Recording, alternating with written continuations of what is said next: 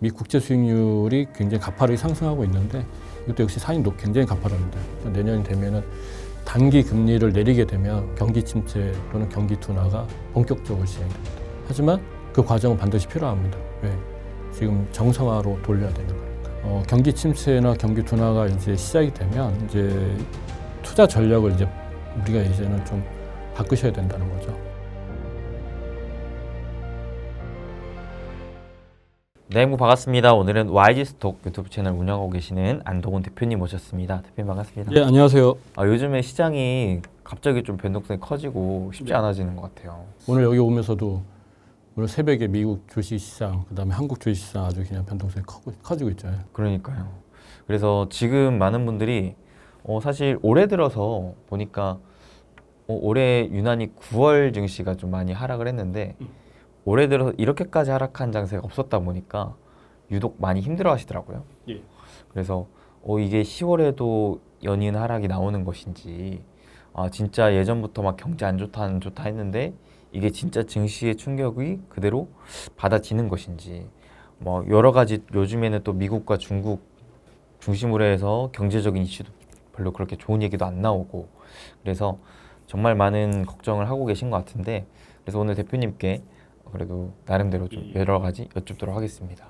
이거부터 말씀을 드리는 게 좋을 것 같아요. 뭐냐면 시장 상황이 안 좋잖아요. 안 좋은데 그 연중 그 8, 9, 10월은 원래 안 좋아요. 평균적으로 미국의 이제 상황 우리나라도 뭐 어차피 미국 따라가고 전 세계 미국 따라가는데 1년 중에 그 8, 9, 10월은 원래 안 좋다. 이렇게 생각하시면 돼요.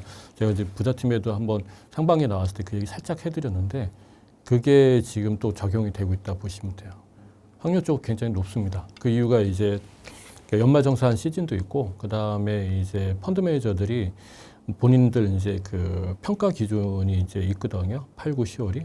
그 다음에 대주주들이 마지막으로 그 팔아야 될 그 시간이 있어요. 그게 이제 10월 중순까지 이루어지는데, 그게 작년 같은 경우 테슬라가 그때 일론 머스크가 이렇게 판 게 이제 10월 중순경에 팔았거든요. 그게 이제 지금 상황이라 보시면 돼요. 그러니까 이제 어떻게 보면은 이제 그 어떠한 외부적인 상황보다는 내부적으로 이게 좀 그 상황적으로 이렇게 팔아야 되는 상황이 이제 8, 9, 10월이다 이렇게 보시면 돼요. 근데 이제 중요한 거는 8월 중순까지는 좋은 뉴스밖에 없었잖아요. 네. 딱 꺾이는 순간부터 계속 악재 뉴스가 터지잖아요. 근데 이제 주가는 떨어지면서 이제 뉴스가 나오는 건데 지금 우리가 뭐 시세가 먼저냐 뉴스가 먼저냐 이런 얘기 많이 하시잖아요. 근데 사실은 시세가 먼저고요. 그 뉴스가 이제 달라붙는 겁니다. 근데 항상 이렇게 주가가 떨어질 때는 안 좋은 뉴스가 계속해서 이제 붙으면서 그 원인을 그쪽에 자꾸만 포커스를 맞추려고 하죠. 원래 사실은 이런 얘기들은 지금 나온 얘기들은 벌써 여름부터 다 있었던 내용입니다. 예, 그렇게 보시면 될 것 같아요. 그래서 너무 이게 그 주가 하락률이 워낙 조금 세니까 또 그다음 시간적으로 좀 길다 보니까 체감이 이제 좀 세게 오시는 것 같으신데 그렇게 생각 안 하셔도 될 것 같습니다. 그러면은 뭐 사실상 상반기와 비교를 했을 때 경제적인 상황은 크게 뭐 변화된 게 없나요? 변한 거 없죠. 변한 게 없습니다. 오히려 기업들은 체질이 바뀌었기 때문에 이 상황에 대해서 이미 이제 뭐 현금화한 회사도 많고 그다음에 구조조정도 하는 회사도 많고 그다음에 뭐 유가가 올랐다고 하는데 뭐 그 유가도 어느 정도 이제 방어할 수 있는 상황까지 다 오고 있는 상황이고 그다음 금융 비용도 사실은 뭐 하루 이틀 얘기가 아니잖아요. 금리가 오른 거에 대해서. 그러니까 그런 부분에서 기업들은 다 방어가 돼 가고 있는 거죠. 그러니까 체질이 완전히 바뀐 상태예요. 그러니까 주가가 올라간 겁니다. 근데 요즘에는 유난히 또 유가랑 환율도 꽤나 많이 오르고 있더라고요. 지금은 이제 이렇게 보셔야 돼요. 그러니까 유가 같은 경우는 이제 오르는 게 뭐 산유국들이 감산을 연장을 했다고 하잖아요. 걔네들 입장에서도 지금 이제 소비가 둔화되니까 자기네들 이제 그 마진이 어느 정도 마진을 잡아야 되거든요. 근데 그 밑으로 떨어지게 되면 나라 자체의 경제에도 위태위태하니까. 그러니까 예전에는 우리가 이제 40달러에서 50달러로 뵀거든요. 1배럴당. 근데 지금은 7, 80달러로 배럴당 이렇게 보고 있답니다. 그러니까 이게 한 단계 업그레이드 된 거죠. 뭐냐면 뭐 물가 상승들도 있고 여러 가지 상황을 봤을 때. 그러니까 이제 80달러 이상이 돼야 되는 게 맞고 그 다음에 중요한 건 이제 중국 자체가 이제 소비가 안 좋잖아요. 그러니까 전 세계에 영향을 주고 있으니까 그들도 이제는 감산할 수밖에 없는 거겠죠. 그래서 그게 좀 연장이 되고 있다. 근데 이제 유가가 감산이 되면 이제 또 인플레이션, 그놈의 1년 동안 나왔던 그 이놈의 인플레이션을 또 자극을 하니까 이게 또 연관되고 파생이 되는 거라 봐야 되겠죠. 예. 그러다 보면 우리가 얘기하고 있는 금리나 도대체 언제 하느냐. 그게 또 이제 연장이 그쪽 확장이 되는 거고. 그러니까요. 요즘에는 또 유난히 전처럼 유가 또 100불 넘는 거 아니냐. 그러면서 또다시 인플레이션 때문에 또 금리 인상 또 해야 되는 거 아니냐. 뭐 이러한 외부적인 요인들의 노이즈가 많이 끼고 있는 듯 하거든요. 맞습니다. 분명히 이런 거는 맞아요. 맞는데 10월 중순 들어가게 되면 아마 또 이렇게 분위기 싹 바뀔 것 같아요. 차트 같은 거를 보면 나스닥 차트라든가 여러 가지 지표를 보면 사실 과하게 지금 나타나고 있거든요. 아까 이제 우리 대표님 말씀하신 것처럼 유가도 최근 들어서 급등했습니다. 그죠? 80달러에서 90달러로 1배럴당 막 가파르게 상승했고 달러도 지금 뭐 가파르게 상승하고 있잖아요. 그죠? 원자재 가격도 뿐만 아니라 여러 가지 상황들이 가파르게 상승하는 게 그게 결코 그게 뭐 가파르다고 더 가파라지는 법은 없어요. 예. 그래서 이제 가파라지는 부분들이 어찌 보면 이제 진정되는 국면으로 이제 바뀔 수 있다라는 게 이제 좀 그렇고요. 근데 여기서 이제 가장 중요한 게 하나 있죠, 사실은. 오늘 이제 주가가 빠진 이유 중에 가장 근본적인 원인이 이게 수급의 문제거든요. 주식은 수급의 문제인데 그 수급이라는 거는 살 거냐 말 것이냐라는 이제 투자자들의 어떠한 그 매수 심리가 작동이 돼야 되는데 지금 매수 심리가 작동이 안 되잖아요.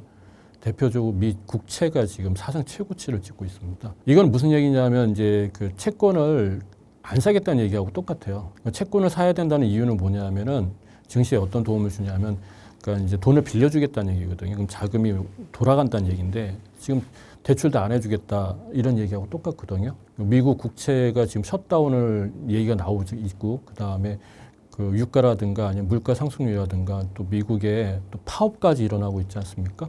임금 상승률의 문제도 또 있으니까 그러니까 이제 또 그런 부분들이 이제 연준의 정책에 우리가 기대하는 거하고 다르게 좀 더 진행이 오래될 것 같으니까 채권 투자자들이 채권을 조금은 멀리하고 있지 않나. 그게 이제 곧 증시에도 영향을 주니까 그래서 이제 그게 조금 걸리죠. 여기서 이제 또 중요한 건 산이 높으면 또 골도 깊거든요. 그래서 지금 채권의 미 국채 수익률이 굉장히 가파르게 상승하고 있는데 이것도 역시 산이 굉장히 가파릅니다. 뭐 분명히 진정 국면으로 또 들어가지 않을까 싶습니다. 그럼 오히려 지금 국채를 사는 것도 하나의 투자 방법이 될 수가 있겠죠. 그렇죠.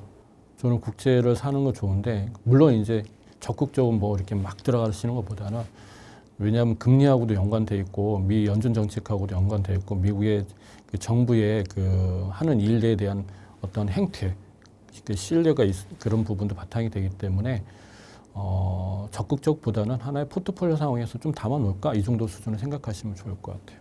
지금 이제 한 가지 이제 포인트가 뭐냐면 그러니까 미 국채를 얘기하게 되면은 그 한 가지를 연관해서 보는 게 있어요. 뭐냐면 미국 2년 물짜리하고 10년 물짜리의 그 스프레드, 스프레드가 지금 우리가 이제 역전금리라고 하는데 마이너스 1까지 떨어졌었는데요. 그러니까 이 얘기는 무슨 얘기냐면 그러니까 우리가 이제 쉽게 얘기하면 금리가 중장기 금리는 위에 있고 단기 금리가 밑에 있는 게 이제 원칙이잖아요. 근데 이게 지금 이게 거꾸로 돼가지고 이렇게 돼 있는데 이 간격이 그 1%까지 지금 밀렸었어요. 밀렸다가 지금 얘가 0.5 오늘 보니까 마이너스 0.34로 이렇게 올라와 있더라고요. 이 얘기는 무슨 얘기냐? 지금 그 2년 물짜리는 정책 금리하고 연관되어 있기 때문에 걔는 고정화돼 있는데 지금 그 10년 물짜리는 이제 투자자들이 이제 심리적으로 사고 팔고해서 가격에 의해서 형성되는 거라 이게 지금 올라가고 있다는 얘기인데 근데 이제 여기서 이제 중요한 건 뭐냐면 역전 금리가 나오면 별로 좋은 건 아니거든요. 예. 근데 중요한 거는 역전 금리가 마이너스 1에서 마이너스 0.3에서 계속해서 지금 0에 가까워지고 그게 이제 플러스로 이제 바뀌려고 하고 있는 거예요. 이게 이제 포인트입니다. 이게 무슨 얘기냐? 이게 정상화 구간으로 돌아가는 거죠. 예. 원래 금리는 장기 금리가 높아야 되고 단기 금리가 낮아야 되는데 지금 그 과정으로 가는 거라 보시면 될 것 같아요.